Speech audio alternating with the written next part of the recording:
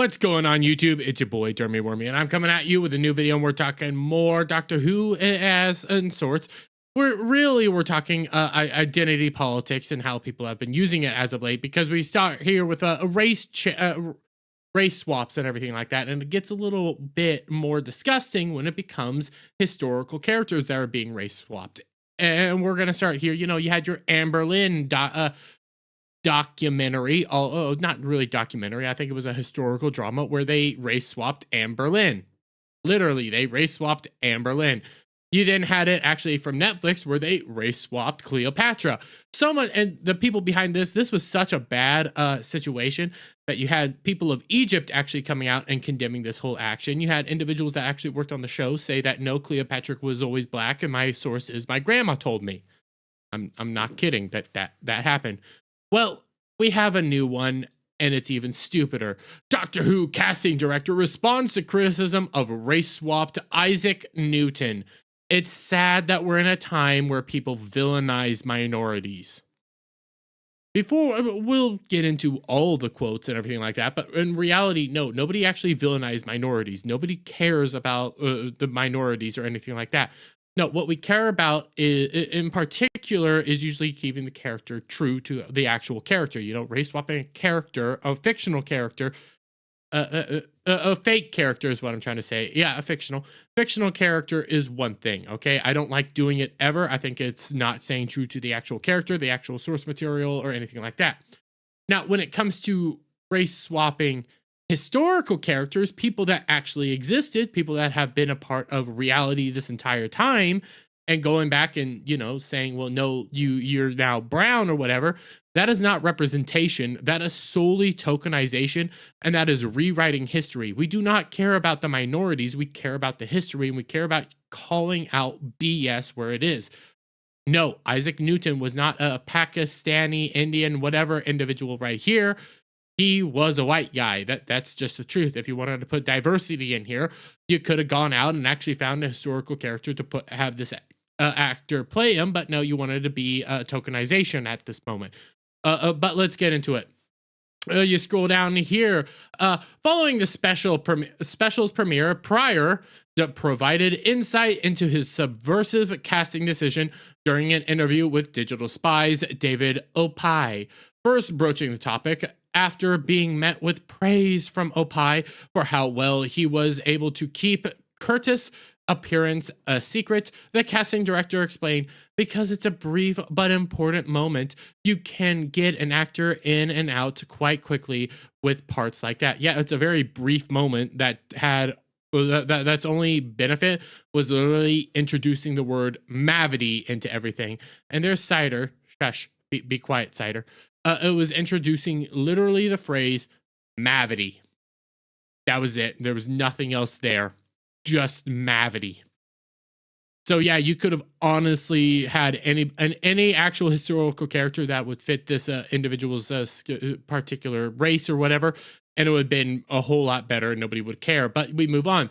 That was Russell's idea, actually. Pryor, whatever, added, we had talked about trying to get Nathaniel in the show at some point, and I think it's a sort of rather cheeky but fun interpretation of Isaac Newton. No, it is not. It is actually just tokenization at this point. It is not Isaac Newton. It is solely tokenization. You only care about this dude because of his race. That's all it is. You know, it's not a historical drama, laughs. Let's just have some fun with it. But it's a historical character. That's a whole nother situation here. That's race swapping a historical character. Okay, well, let's just go race swap King, Martin Luther King, not Ibram X. Kendi, but Malcolm X, individuals like that. Why can't we Gandhi? Why can't we race swap them? Oh, because that's race swapping minorities. We have to race swap the white guys. Well, why can't we put in Gandhi or somebody like that? If you need a racial quota or anything like that. Well, no, we can't do that. We have to take from the past and change it. That's what we have to do. Nathaniel was very game, he further called. He's a fan of the show, such a lovely guy, and he had a great time. Okay, I don't really care. From there, Opie then turned the discussion to how there's been backlash from so-called fans of Doctor Who in regards to these particular castings, that they're too woke for for want or better word, subsequently asking the casting director, "You've engaged a bit with this discussion online, but I wonder if you had anything else to add on this response to casting such as these." Well, it is blatant woke casting. Essentially, it is casting an individual solely because of their racial dynamic demographic. That is all it is. BBC actually has racial demographic castings. Every show must have a minority of some sort in it. That's one of the theories as to why they did race swapped Isaac Newton there. Still is not a great explanation, but it is a explanation. I'm not kidding. Because furthermore, the reason is because the rest of the episode was just David Tennant and Catherine Tate the entire time, so they needed somebody there. But let's continue on. In turn, Pryor asserted, "It's sad that we're in a time where people villainize minorities." Yep, here we go. This sort of chatter, I'm very good at kind of tuning it out, he told his host. And I'm also very, very happy to block people on Twitter. I don't really have any time for bigotry at all. Yes, now we're all bigotry for pointing out that no, Sir Isaac Newton was a historical character. He was white, and this situation is just tokenization. I can say that on and on. You only casted him due to diversity quotas at the BBC itself. I gotta be honest, there's diversity quotas. It has to be met. That's why you did this. You only cared about his race, not for his actual ethnicity or anything like that. Proceeding to broaden his argument, Pryor continued, "It then becomes even more important to give people a voice and for people to be represented, especially for young people growing up who might be trans or from any minority. If they can see themselves on screen, then that can be a huge lifeline for some people that can make them feel part of the world, which indeed they are." Now you're just breaking them down to race. Cut out the trans part because trans is brand new, everything like that, and that doesn't matter right now. But it's the idea of seeing yourself on screen. Okay, for a minority individual. In this case, your whole reason for doing this is so a minority can see themselves on screen. So then why are you race swapping a historical character? An individual who blatantly is white. This is Sir Isaac Newton. Okay, this is not Sir Isaac Newton. So then why? And also, the scene was very stupid and ended up changing the word gravity to mavity. That is all it is for a dumb, stupid joke line. Okay, well, why don't you actually have an area where I don't even know who this guy's race is? I'm just gonna bet Indian, Pakistani, something like that. Do Indian or a Pakistani historical figure that they stumble upon. Couldn't you do that? Oh no, you just have to shove it in there. So now you have tokenized this individual. You have basically belittled this individual, and you have basically said to individuals that might be of the same race that you're not even good enough to have your own historical figures actually represented in Doctor Who. We have to give you our historical figures. That's what it boils down to. It's actually racist to do this. Social media is a bit of a dangerous place because I think people get sucked into saying things that I don't know that they truly believe. No, we usually believe this stuff. We're very true about this. He questioned. It just becomes a game for them. Unfortunately, real life isn't a game, and I think it's important to stand up for people who are marginalized. Ah, yes, marginalization. Standing up for the minority individuals and people that don't have their historical people actually represented on screen. So we have to belittle them by giving them our hand-me-down characters and race swapping them because we can't actually go and look at we can't give them the time of day to actually go and look into their history and possibly show one of their historical figures on screen. No, we can't actually do that. No.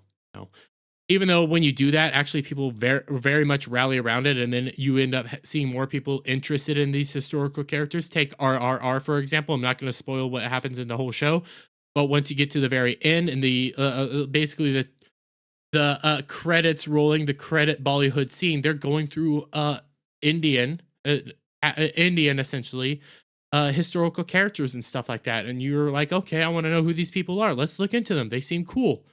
Why can't we do that? Oh, because we have to belittle these guys and we can't actually give them the time of day. That's all this is. This is pure racism. Okay? It's purely racist. Pryor then declared, growing up as a gay man, hiding behind identity politics. Gotta love it. I'm as aware as anybody else of how this stuff makes you feel when you see it, how the negativity can affect you. I don't really think anyone should have to go through that. Okay, so then we're just gonna start taking historical gay characters and making them straight. Can we do that? Can we do that? No, that's wrong. Why is that wrong? Oh, because it's tokenizing them. Okay, I don't need to see myself on the screen in order to identify with an individual. I never needed to do that. I am not a I'm not a Japanese guy. I'm not a giant robot. I'm not a madman in a box or anything like that. I'm me. But this weird focus on identity politics is what has led us here. It's narcissism. It's truly bigotry. It's truly hatred of oneself that you have to see yourself represented on screen. I don't need that. You should be able to identify with somebody's character, not just the way they bone or anything like that. But okay, we got to now start hiding behind identity politics because it's 2023. We're welcome. This is what we got to do. It's an important thing for me, he said. It's an important thing for Russell and the whole Doctor Who team. Gotta love it. Gotta love that. Now he's dragging everybody into it. Now Russell T Davies has basically jumped on board this, but now you're basically fully establishing that we don't care about actual good storytelling. It's always identity first. It's and skin color, sexuality, anything like this is what people care about more than actual good stories. There are so many ways of telling a story. Well, a good story, yes, stories, you're right, but it's actually very hard to tell a good story nowadays, apparently. And the more you can introduce other ideas and other kinds of people, the more exciting it is. Yeah, well, you also have to do that in a good way. You guys can't do it. You guys focus on identity first, story last.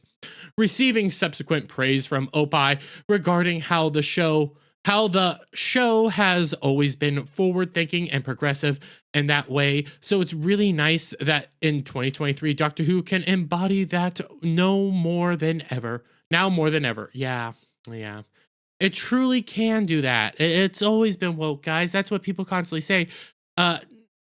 Disregarding the fact that it actually used to be very hopeful. It was a human story. It would introduce maybe some more progressive things as well, but at the same time, they would have other ideas at the time.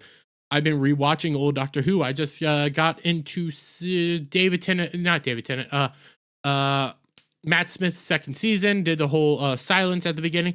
At the very end of the second episode, you have a comment of an individual wanting to get married to a black guy. In the 1960s in America, was not allowed. But they said, hey, the guy wants to marry him. Can't do it.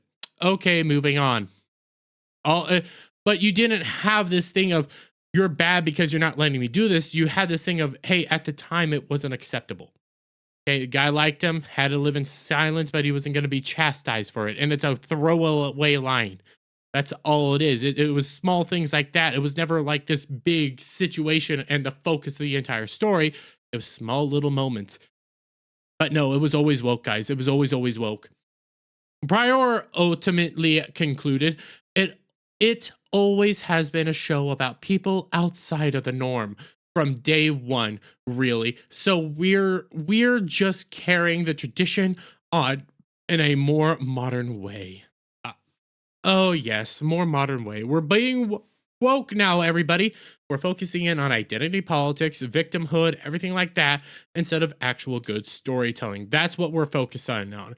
And also, you all hate minorities, trans, and everything like you're just a bunch of bigots. No, in reality, we care for good storytelling. In a good story, you can do these like more progressive storylines, have people actually gravitate toward it, have people actually care about these individuals in very unique ways and everything like that. But no, you just want to focus in on the superficial identity of everybody instead of the actual character of them. That's what people call out. That's why people actually are very upset with the whole, historical race swaps and everything like that. And that's why Doctor Who's pretty much dead. They care more about wokeism than they do actual storytelling. But I'm going to leave it there, guys. Let me get your guys' thoughts on all this down in the comments below. If you like this video, please give it a thumbs up. Share it out, friends. Hit that subscribe button. Hit that notification bell for every time I put out a new video and go live. And I'll see you all on the next one. Bye for now. What's going on, guys? Listen, it's Christmas season coming up. And you know what makes great gifts? That's right, Coffee Brand Coffee. Coffee Brand Coffee makes wonderful gifts. And guess what? They don't just have great coffees, teas, and cocos. They also got gear. They got K-cups. And also they got wonderful gift boxes. Gift boxes that include all sorts of wonderful, great goodies. You got chocolate covered coffee beans, raspberry yogurt pretzel twists, sea salt milk chocolates, caramel.